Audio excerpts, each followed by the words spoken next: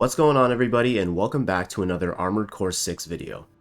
This is going to be the first video in a series that I'm doing where I try to recreate mobile suits from various Gundam works as ACs. If you've played this game at all, you know that one of the biggest appeals of this franchise is the level of customization that you can experiment with to create something that's truly unique to you. I figured that because this is mainly a Gundam channel and Armored Core also features cool mechs, it would be fun to combine the two together. I already have a few builds made and more ideas that I want to try out, but for this first video I want to go with one of my favorite designs of all time, the Sazabi from Mobile Suit Gundam Char's Counterattack. Now, full disclosure, this build was inspired by a tweet that I came across by a JP player named Omega11_Fox2. Their tweet will be linked in the description. I didn't want to fully take credit for this idea because I took the premise of their build and tweaked it to give it my own spin. If you want to recreate this build yourself, I'm going to break it down step by step, including where all the parts come from, and I'll also include a PS5 share ID in the description. Before we begin, I want to provide some background info on this mobile suit in case anyone watching this hasn't seen Char's Counterattack or maybe is an Armored Core fan who isn't familiar with Gundam at all. The Sazabi is the personal mobile suit of Char, the supreme leader of the Neo-Zeon forces following their revival in Universal Century 0093. Char himself was the main antagonist of the original Mobile Suit Gundam series and appeared in Mobile Suit Zeta Gundam as well alongside the forces of the Anti-Earth Union group. 6 years later, he returned to lead the Neo-Zeon forces and ordered his engineers to create a mobile suit that would suit his piloting skills and new type abilities. The result is the Sazabi, a towering yet maneuverable mobile suit equipped with a psycho-frame cockpit that magnifies new type powers, all in Char's signature red color scheme. The suit comes equipped with a beam shot rifle, abdomen-mounted megaparticle cannon, beam sabers, a beam tomahawk, shield missiles, and 6 funnels that can perform all ranged attacks via a new type Psycho Waves. Now, our goal here is not to create a one-to-one replication, but rather to faithfully recreate the look, weapons, and general theme or style of the mobile suit as best we can. Here's how we're going to set it up. I know weapons are listed first in the assembly menu, but we're going to start with the body since that's the main focus here. Our head is going to be the Cassoir by Schneider. There are some mono-eye options in this game, but I found that their shape was just too different from the Sazabi's head. The Cassoir has that antenna pointing backwards that gives it kind of a similar shape, so we're going to go with that. This part becomes available for purchase in the shop after you clear the Attack the Watchpoint mission, which is the last mission in Chapter 1 where you fight our buddy Balteus from the last video. Next up is the core, and I went with the Mind Alpha by All Mind, which comes from reaching Hunter Class 5. The Sazabi has a chest that's rounded and kind of protrudes a little bit, so you definitely have other options here. If you want a slightly bulkier look, you can go for the VE40A by Arquebus. I just found it to be a little too stocky for my taste. That one becomes available in the shop after the final mission of Chapter 3, Destroy the Ice Worm. Another option is the Orbiter by RAD, which is from the default AC you're given at the start of the game. As for arms, I went with the VP46S by Arquebus, and these become available in the shop after clearing the second mission at the start of the game. Sazabi has some pretty bulky arms with shoulders that flare out to the sides, but nothing in this game really fits that shape, so this is what I landed on. Again, if you want to go bulkier, you can try the VE46A by Arquebus, which also becomes purchasable after the Iceworm mission. Other notable options are the Tool Arm by RAD, which are the starter arms, and the Mind Alpha by All Mind, which is acquired by reaching Hunter Class 1. Lastly, before we move on to the weapons, we have the legs, and this one's kind of a no-brainer. I went with the VE42A by Arquebus, which you can buy after beating the Iceworm mission. These are probably the closest out of all the body parts in terms of resemblance to the Sazabi. I don't think any other legs even come close. Moving on to weapons.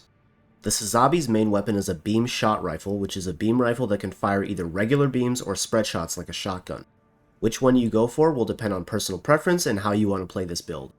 I wanted more of a ranged option, so I went with the VE66LRA laser rifle by Arquebus, purchasable after the Iceworm mission. Your other option would be the VP66LS laser shotgun, also by Arquebus, which you can get from the Reverse Jointed AC's training mission. There is a higher damage laser shotgun in the form of the Wurger by Schneider, but I recommended the Arquebus one because it's closer to the shape of the Sazabi's rifle. But hey, if you don't care about that and want the higher damage option, use this one. There are no rules. Now for the left arm unit. The thing with mobile suits in Gundam is that they very rarely dual-wield weapons like ACs do. We could say screw it and just throw on another rifle, but I'm going to try and stick to the Sazabi's kit for this one, so the way I see it, we have two options. One is to try and mimic the Sazabi shield missiles, and we can do that with either the Taiyang Shou explosive launcher by Dafeng or the HML G2 missile launcher from Furlong. The explosive launcher can be bought after the Iceworm mission and the missile launcher after the Watchpoint mission. The second option is to try and replicate one of the Sazabi's melee weapons. I personally am a big fan of the melee weapons in this game, so I went with the HI-32 Pulse Blade by Takigawa, which you get at the start of the game. It's not handheld, but the blade is green just like the Sazabi's Beam Tomahawk, so I think it's perfect. Our two back units are going to be one of the main features of this build, as this is how we're going to replicate the Sazabi's funnels. These are the VVC-700LDs, laser drones that surround your target and provide supporting fire. They literally function exactly the same way as funnels, except without the new type Space Magic. Unfortunately, these are going to be the hardest thing to acquire in this build if you're in the early game, because this is your reward for defeating all opponents in the arena and reaching rank 1S on your first playthrough. As for our inner components, you can feel free to experiment a little here. The legs we've chosen have a pretty high load limit since they're so chunky, so there should be no way you overburden yourself. Just make sure you have a generator that can support all these energy weapons. I went with the BST G2 booster and FCS G2 by Furlong and the VP20C generator by Arquebus. The booster can be bought after the Iceworm mission, the FCS after the Operation Wall Climber mission in Chapter 1, and the generator after the Ocean Crossing mission, which is the last mission of Chapter 2. With this setup, I'm under load by a pretty large amount, and I'm able to hit a boost speed of over 300 with a fairly large AC, which I think is a win. Okay, we have our AC built, so now it's time to paint it. The Sazabi, being Char's mobile suit, is of course mainly colored bright red, but it also has some areas that are painted a slightly darker red. There's also some black on the backpack and limbs, and yellow for some of the accents. I already have all these colors saved because I've already made the build, of course, but I'm going to make them again just so you can follow along if you're building this AC yourself instead of using the share code. In general, when you're making your builds, I would recommend saving your colors so that when you go to apply them to the other parts of your AC, you could just use your user slots instead of making them from scratch every time. Also, for the material option, I kept everything at slot 10, which is reflectiveness 0.2 and luster 0.8, but feel free to play with that to suit your liking. Let's start with our main color, which is the signature bright red, and for this one, we're going to set our RGB to 15300. We're going to place this color on the first and second slot on our head. The third slot is kind of where the Sazabi's mono eye visor is, so we're going to color it black. I set the RGB to 31 across the board to make it just a little lighter. We're going to put that color into our fifth slot as well, since it's the part that connects the neck to the core. In our fourth slot, we're going to add that slightly darker red, and for this one I set the RGB at 8800. As for the device color, which is all the glows, I used one of the preset green colors that you can see on screen here because Sazabi has a green mono eye. We've already got most of our colors set up, so let's move on to the core.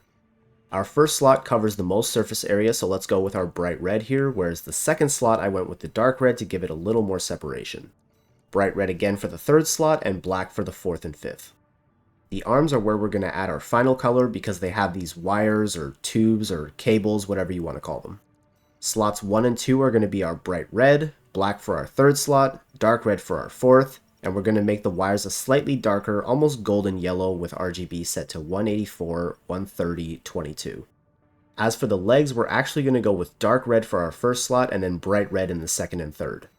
In the fourth slot, we're going to go with our yellow, which is perfect because it looks very similar to the Sazabi's yellow verniers, and we're going to make our fifth slot black. Next up is our weapons. Our rifle is going to be in all black, pretty simple, and for the pulse blade, we're going to use a combination of red and black to try and mimic the Sazabi's Beam Tomahawk. We're going to go with bright red for the first two slots and black for slots 3 to 5. Lastly, for our funnel pods, we're going to go mostly black but make the fourth slot dark red since it's the closest we can get to the look of the Sazabi's red funnels and their black containers. As a finishing touch, I put this Neo Xeon symbol on the core. This was made by a player named Sergeant Peppy, and I'll put the PS5 share ID on screen now in case you want to download it as well. Now that we've made our Sazabi, the real question is how does it perform in-game? If you're familiar with what the meta is like right now, then you know that Zimmermans are king. I'm not joking, you can completely forehead your way through this game with 2 shotguns and a melee weapon. I just finished my first playthrough and that was my setup for every single boss after Balteus.